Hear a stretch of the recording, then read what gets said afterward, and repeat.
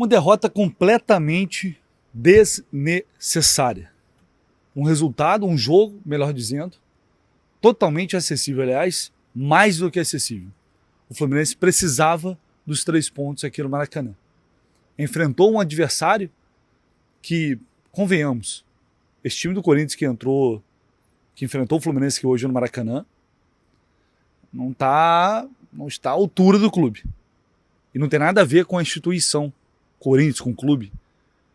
Esse time que enfrentou hoje o Fluminense é um time medíocre, no sentido literal da palavra, é mediano para baixo. Um time que foi incapaz de dar um chute no gol, porque nem o gol foi um chute no gol.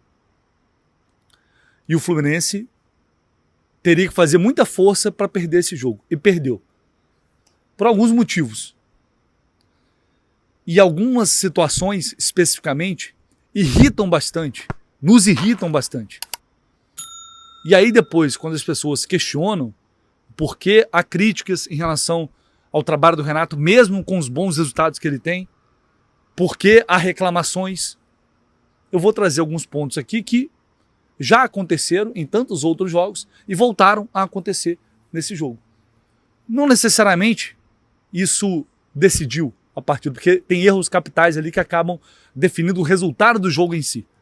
Mas o que me incomoda é a falta de reação e de postura diante de algumas situações que acontecem durante a partida e meio que fica time, treinador, todo mundo entra numa inércia. Porque vamos lá, se a gente recapitular o que foi o jogo em si, o primeiro tempo foi um primeiro tempo muito truncado, jogo de muita marcação, os dois times preocupados mais em marcar do que jogar, todo mundo marcando atrás da linha da bola, então tinha muito pouco espaço ali para você criar alguma coisa. E quando tentava criar, era uma dificuldade muito grande, justamente porque, do ponto de vista do Fluminense, o Corinthians fechava muito bem o meio, tinha 3 zagueiros, tinha mais 2 volantes, então povoava muito o meio de campo. E aí o Ganso, que fez um bom primeiro tempo, aliás, foi o melhor tempo do Ganso em muito tempo.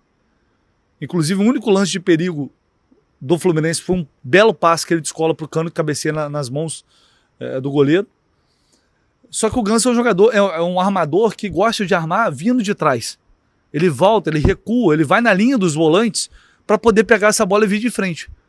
Então o Fluminense tinha um meio de campo pesado, com o Bernal, com o Otávio, que é um jogador que está há muito tempo inativo, está voltando agora, que nem acho que fizeram um jogo ruim, não. Mas não são jogadores que pegam e vão fazer ultrapassagem, vão pisar na área e vão dar opção na frente. Então o Bernal dominava a bola, olhava para frente, não tinha ninguém. O Otávio olhava para frente, não tinha ninguém. Então era passe pro lado o tempo inteiro. E o único que conseguia fazer progredir de maneira diferente, quando conseguia, era o Ganso. Mas só que alguns jogadores em campo, hoje, irritaram, mas de uma maneira absurda. A atuação do Fuentes é um negócio desesperador. Era justamente o lado em que o Fluminense tinha espaço para atacar e fazer alguma coisa. As costas do Mateuzinho. E o Fuentes não conseguiu fazer nada certo o jogo inteiro. O Renato poderia ter tentado variar um pouco mais. O Santi Moreno, que estava do lado direito fazendo nada, cair um pouco mais para a esquerda, auxiliar um pouco, dar opção para o Fuentes para ver se saía alguma coisa. Mas ficou lá na direita o jogo inteiro sem fazer absolutamente nada, a não ser voltar para ajudar o time na marcação. Então era uma presa fácil, era previsível. O Fluminense precisava de um apoio pela esquerda, de uma profundidade pela esquerda. Porque o Corinthians jogava o tempo todo atrás. E essa opção era o Lima, outro jogador completamente inútil em campo. Um jogador que não consegue atacar, que defende ali como os outros, meio que sem função. Faz uma temporada pavorosa, pior dele, desde que ele jogou o Fluminense disparado. E o primeiro tempo foi isso. Então era difícil criar, mas por outro lado, o Corinthians era um negócio inacreditável. O Corinthians não conseguia, mal passava no meio de campo. Então o Fluminense tinha posse, tinha mais volume, mas não conseguia transformar aquilo ali em chance de gol. Volta para o segundo tempo. E eu já tinha falado, olha, se o Renato quiser ganhar o jogo, já pode começar tirando o Lima, coloca um jogador de lado, coloca um atacante de velocidade, que vai para cima, que vai receber essa bola, que vai dar trabalho. Não mexeu. Volta ao segundo tempo. Só aos 20 minutos, praticamente, que o Renato decide manter no time. Quando o jogo já pediu isso há muito tempo. Inclusive o Dorival chama o Thales Magno para desfazer o esquema de 3 volantes, se você de 3 zagueiros, colocando o Rilério na posição dele, que é lateral esquerdo, e aí tira o Bidu e coloca o Thales Magno, ele tem essa iniciativa antes mesmo do Renato. Se voltar no jogo, você vai ver. A não ser que eu esteja muito enganado, mas eu lembro de ter visto isso na hora. E aí o Renato pega, aí na hora faz mudança, e aí as mudanças óbvias. Tira o Santos Moreno, que não tá fazendo nada, que não acrescentou em nada. Também nulo em campo. Inclusive na jogada do Lima. O Lima no segundo tempo ainda participou um pouquinho, deu uma finalização, melhorou em relação ao que ele estava no primeiro tempo. E quando ele parecia que ia fazer o gol, o Santos Moreno tinha dado no corta-luz e foi lá travar o próprio chute do Lima. Uma coisa impressionante.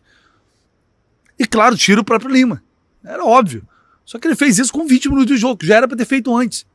E aí é aquilo que eu falo. Os erros que já são meio que rotina. Acontecem frequentemente. O Renato demora muito a mexer no time. A entender o que o jogo estava pedindo. Eu já tinha falado isso 10 minutos atrás na transmissão, tá todo mundo falando isso. Eu já tinha falado, olha, tem que tirar o Lima, tem que tirar o Santos Moreno, porque não estão acrescentando nada. E o Fluminense está no campo de ataque o tempo todo e não consegue pressionar, porque são jogadores nulos em campo. E aí o Acosta já tinha entrado no lugar do Ganso, e naquele momento ali o Acosta estava bem, estava pressionando, estava tentando participar da opção de passe, pressionando muito a série de bola. Até ali o Fluminense estava conseguindo pressionar, dificultar. O Corinthians não fazia nada no jogo. Até que o Soteldo, que tinha entrado, pega uma bola, me vira uma bola completamente desnecessária, uma merda de uma bola, atravessada. O Thales Magno recupera, vai para cima, o Fidelis acaba fazendo falta, que eu acho que nem foi falta, na minha opinião. Mas também não dá para falar, o árbitro definiu o jogo, pelo amor de Deus. A bola é cobrada, acho que o Fábio falha, porque o Fábio ameaça sair na bola, e se ele sai socando tudo ali, ou ele soca a bola ou ele sofreu falta, alguma coisa ia acontecer. Ele recua. No que ele recua, aí vem o André Ramalho raspando de cabeça, é aquela clássica bola que ninguém vai, ninguém encosta, e ela entra direto no gol. Se o Fábio continua com o movimento de saída e vai para socar a bola, soca a cara de alguém, alguma coisa ele socar. Ele voltou pro fundo, e aí não fez nenhuma coisa nem outra. Mas obviamente é o jogador que talvez é o que mais tem crédito. A partir dali, e aí eu falo, porque tem muita gente que tem uma dificuldade enorme de às vezes de entender o que a gente está falando. Por isso eu estou colocando uma divisão ali. A partir dali, a postura do Fluminense é inadmissível. É inadmissível. É melancólica. E é o retrato do que esse time tem sido em vários jogos do Campeonato Brasileiro. Morre. Simplesmente morre. Não foi o jogo inteiro. O Fluminense merecia ter feito gol.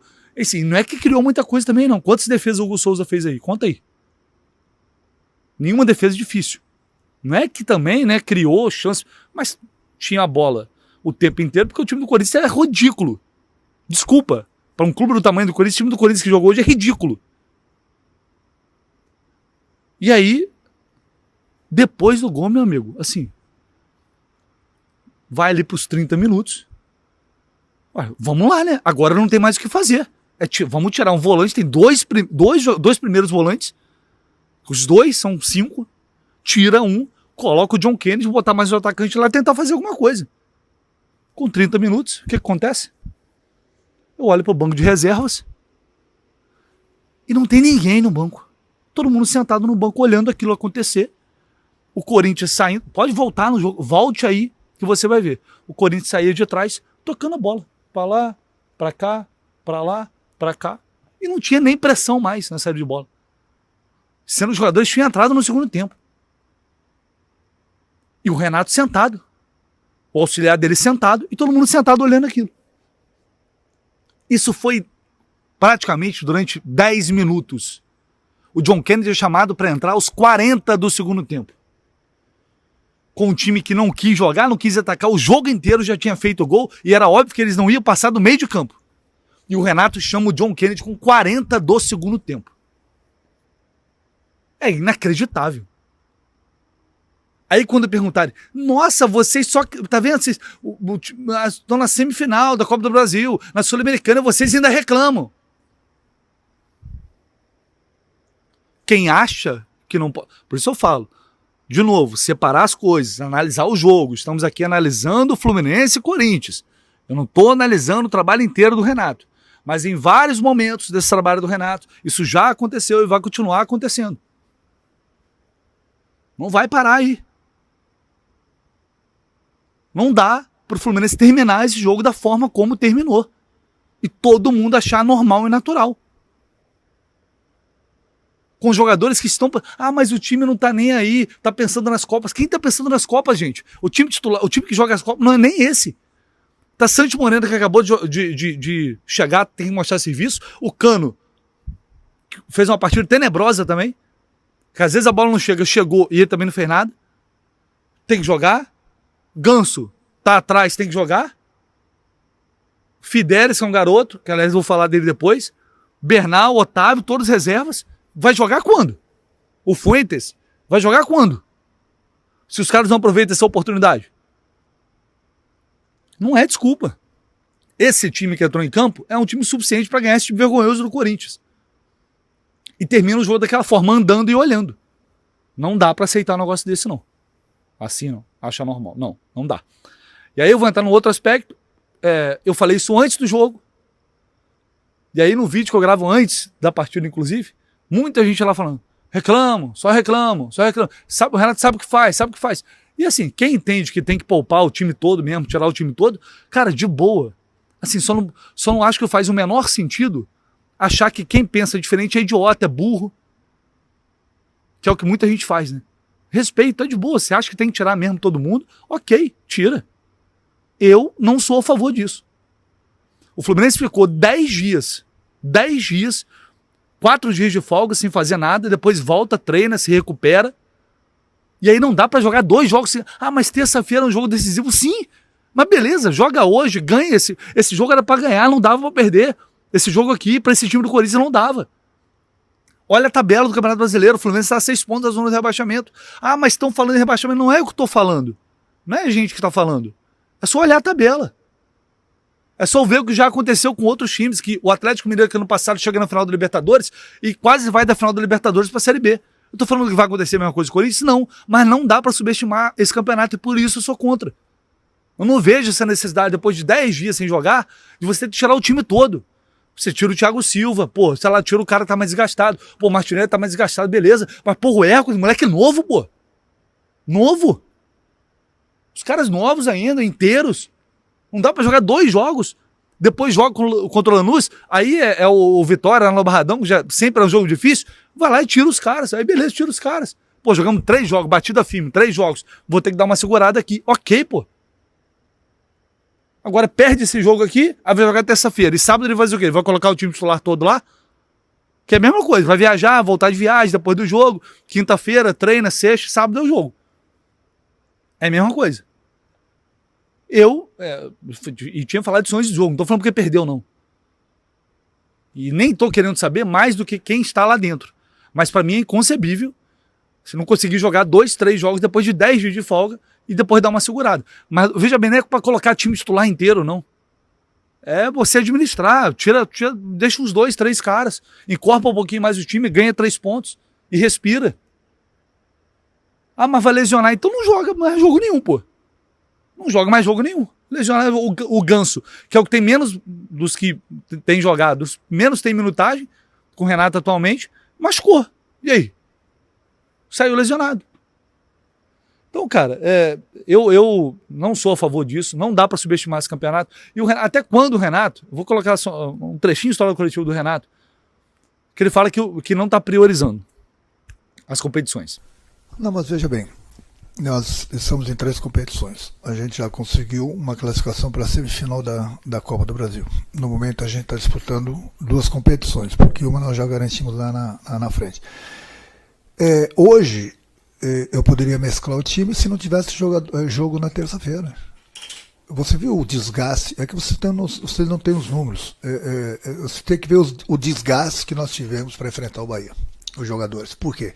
Porque eu armei esquema que a gente marcou praticamente individual o time do Bahia, e isso cansa, isso desgasta muito o time. A gente precisava da vitória, nós conseguimos a vitória justamente pela entrega do time. Então falei com a maioria do grupo, muitos estavam cansados, era impossível colocá-los para dentro do campo hoje. 2 jogadores queriam jogar, mas no momento que o jogador querer jogar é uma coisa, Todos eles querem jogar toda hora o tempo.